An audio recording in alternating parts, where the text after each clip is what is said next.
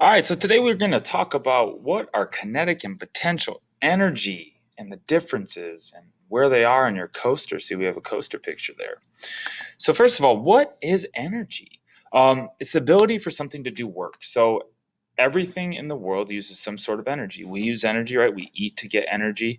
Most of the time, we can't see it, but it is everywhere. So here's some examples. Batteries, they store energy. A little puppy, look at that cute guy. He's using stored energy. Cars uses a lot of energy. And then we get our energy, like I mentioned earlier, from delicious food. So all energy is divided into two types. We have potential energy and we have kinetic energy. So all energy will be one of those two. So what is potential energy? Let's start with that guy first. So potential energy is the energy stored in an object. So potential means the energy that has the ability to be used later on. So it's storing up that energy to use it later on. Some examples of that potential energy. A stretched rubber band. So if it's stretched, right, it's storing it. Water at the top of a waterfall. So at the top of it, before it falls, it has a bunch of stored energy in it before it takes that tumble down. A yo-yo held in your hand, right, because it's raveled up. And then a drawn bow and arrow, draw it back, right, when you're holding it, that has a bunch of potential energy, stored energy. So the higher an object, the more potential energy it has. Hint, hint, coaster. The more mass an object has, the more potential energy it has.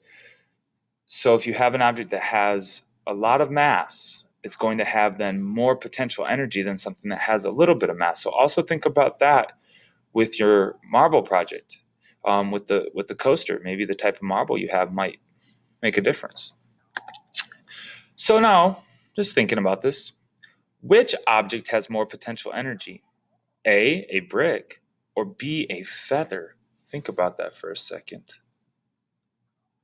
It is a brick because why? It has more mass, right? It has more mass, so it has more potential energy. So if you change an object's height, it can change its potential energy.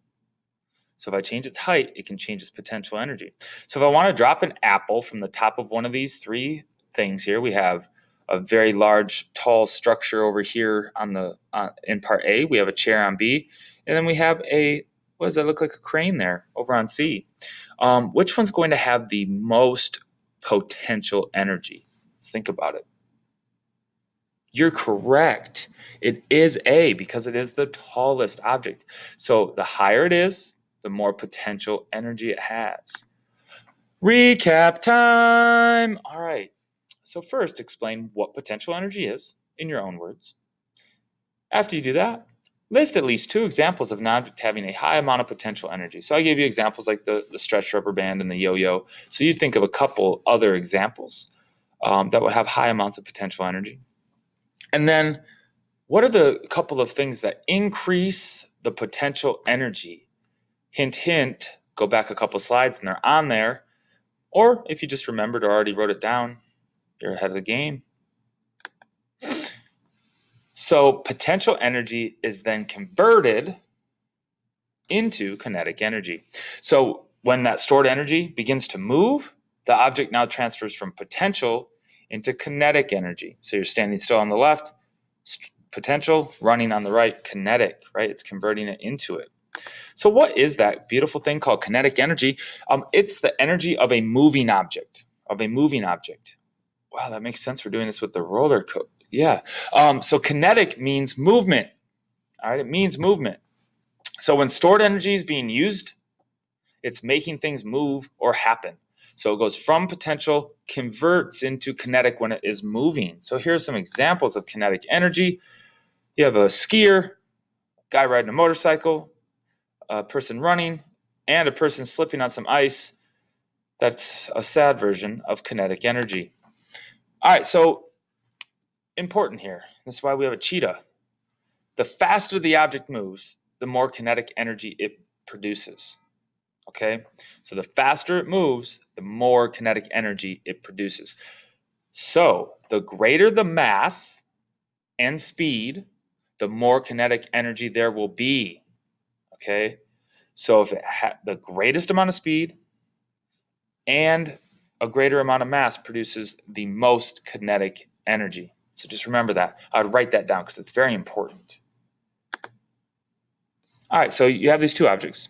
When these two objects move at the same speed, we have a 18-wheeler on the left and a smart car over here on the right, which will have more kinetic energy. So if they're both going, let's say, 70 miles an hour down the highway, which one's going to have more kinetic energy?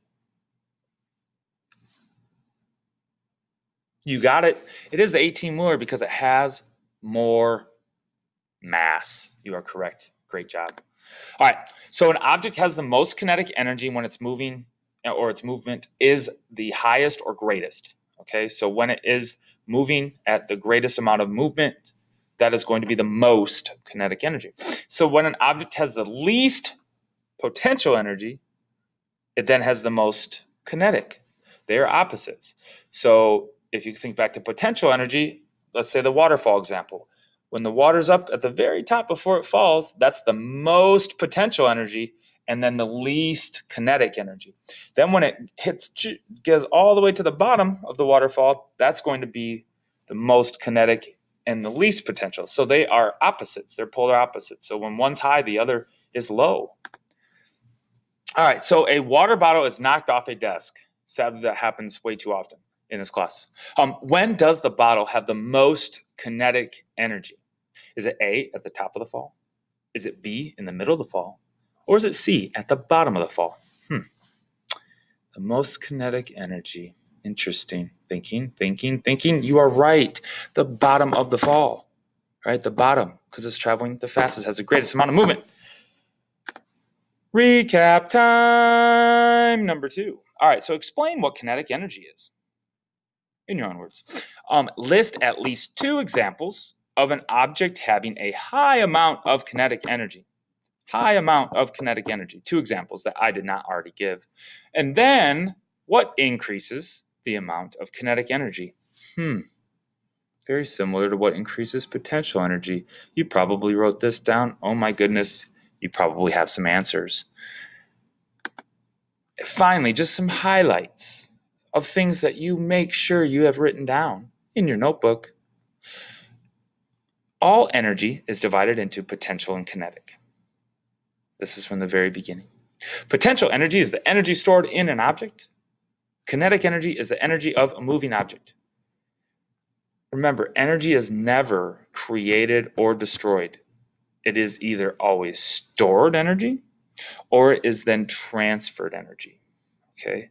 Stored or created. Remember, when potential is high, what's low? Kinetic, right? When kinetic is high, what's low? Potential.